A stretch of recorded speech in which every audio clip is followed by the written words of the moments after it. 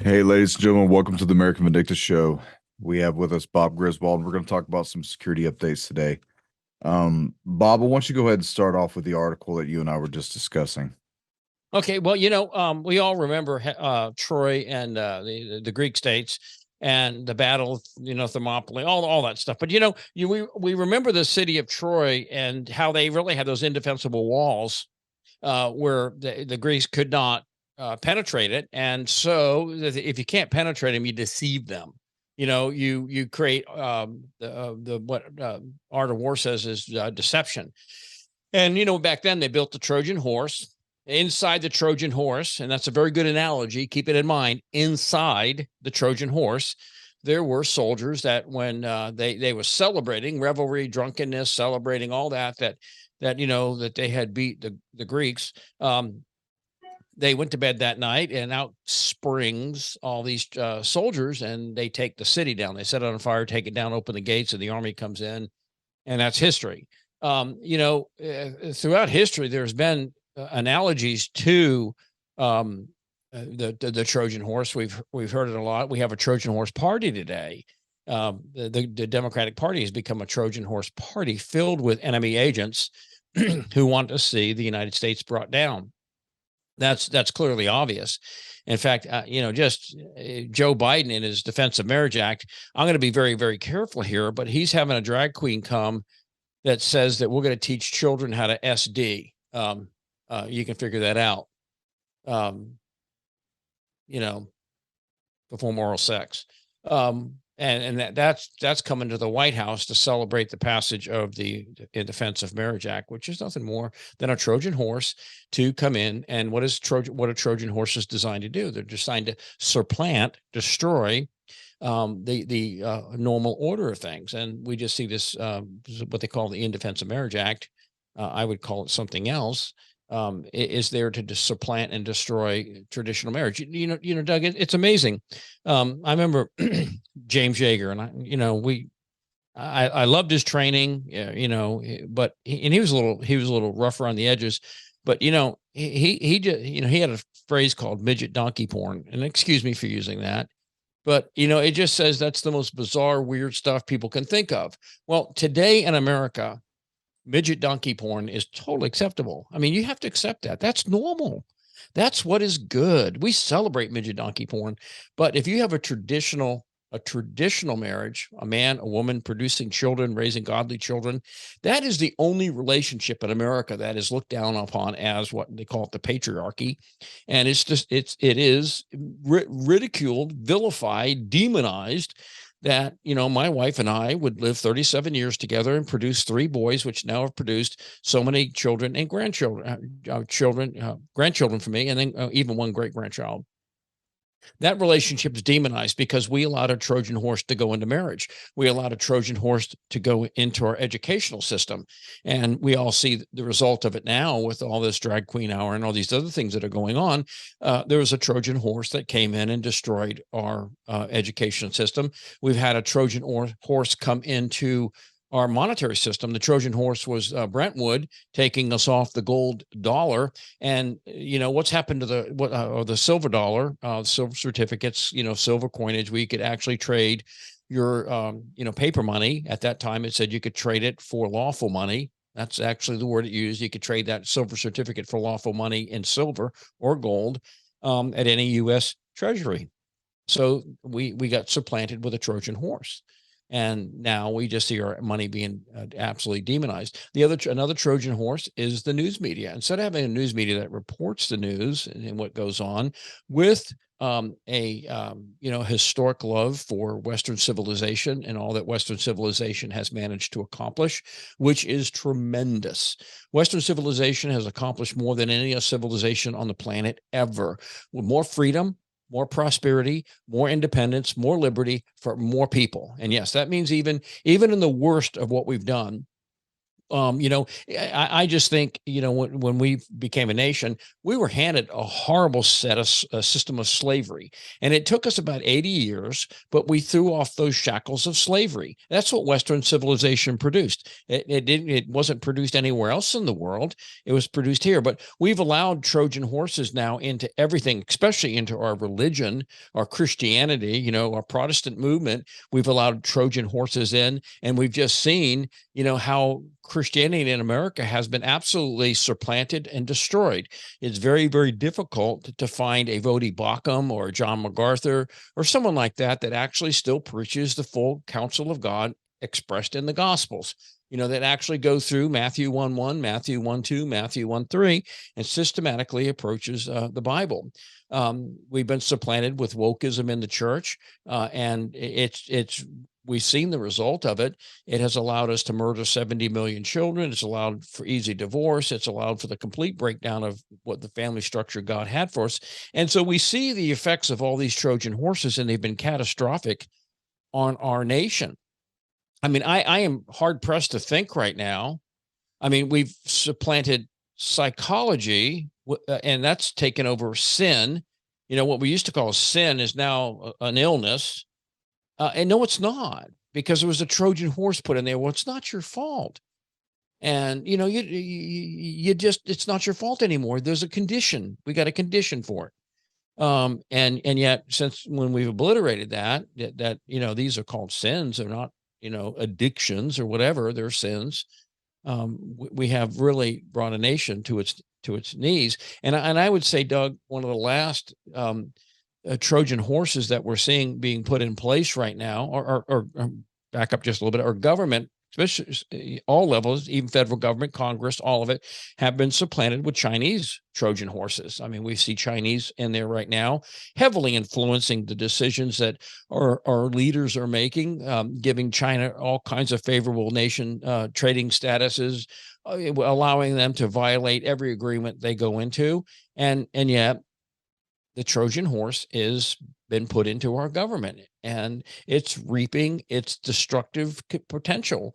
But I would say the story now, to get to what we talked about, is our electric grid. Whoever did that thing in Moore, North Carolina, really needs to, or whoever did it, or whoever group did it, really needs to be drug out and made an example of. I don't care if it's right wing, left wing. I don't care who it is. Whoever did that, I think it's left wing that did it. That's my personal view. That's their playbook.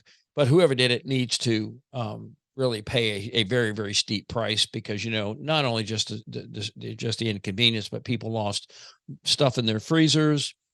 People with CPAP machines couldn't breathe. The people couldn't keep their homes warm when it was cold, and so whoever gets caught, if they ever do catch anybody that's done this, they really need to pay attention. And I will say this: the people that did it, whatever group did it, Doug, let me ask you a question. Would you suspect that they're looking and learning right now of the modus operandi by which they're replacing the parts and fixing those transformers, so that the next time they do it, they not only can attack the transformers, but they can attack the vehicle by which they repair those transformers, where the parts came from, the labor.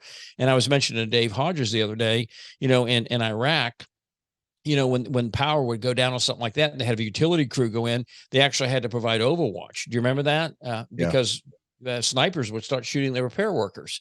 And these people have thought that far down the river.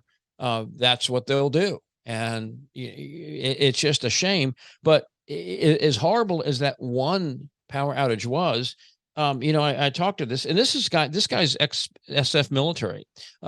He wrote the book, the Civil Defense Handbook. If you can get it, it's 2 volumes. If you can get it, it's on Amazon. It's other places.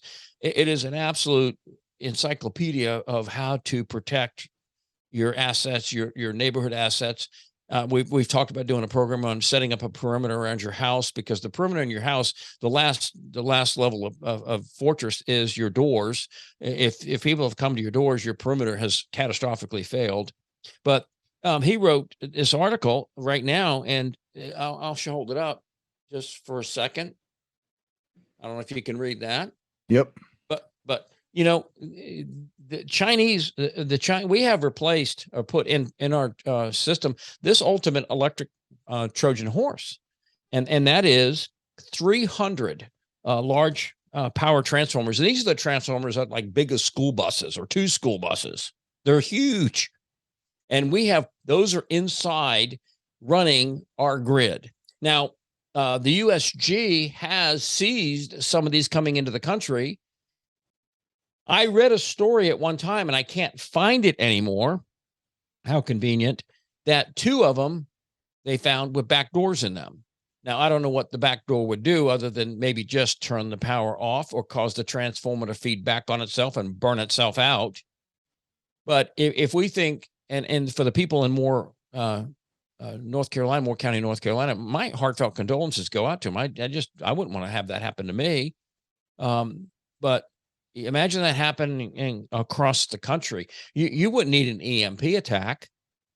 You would have those Chinese transformers that could be backdoored and sabotaged via a cyber attack somehow, and the whole nation's power grid could go down. Well, that's what I've been saying for a couple weeks now. You know, with the article that you have, for those of you who are on the podcast listening, we have 300 or more of our transformers that were made in China that potentially have back doors, most likely because it's a Windows running program. If you know anything about hacking, Windows is notorious for having a built-in backdoor for hackers.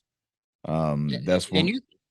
And you can't take that transformer apart. No. And see if there's a short circuit in there where they could flip, and all of a sudden the primary coils would short out and burn up. Well, that would be different. There's a built-in kill switch to every one of them. So that's in there, and all they would have to do is turn it on at time of war. And, we would not experience one Moore County. We would experience a national Moore County. Yeah. And we would not recover from that. No, well, and this is the thing, that, everybody, you think, well, if that happened, everybody pulled together and we'd have a Pearl Harbor and everybody working to get it done. Well, that's not the way it works. The way it would work is after about a week of no power, people, the victims of that attack would start to get disgruntled. No power, no, fresh food out of the refrigerator, and no cold beer, no hot showers, no air conditioning or heat. And I don't know which one would be worse. I can heat my house with wood, but it's hard to air condition when it's 90.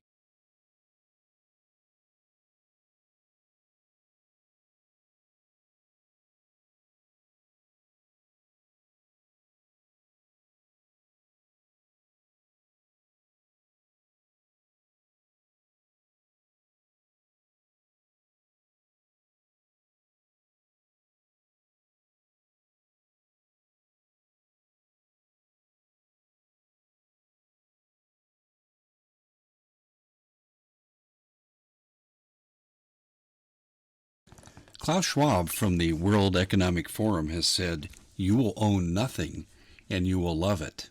And that's represented by what's going on across the planet today, where the economy of the world is in free fall, and nowhere is it more in evidence than with our own President Biden deliberately trying to sabotage what we have.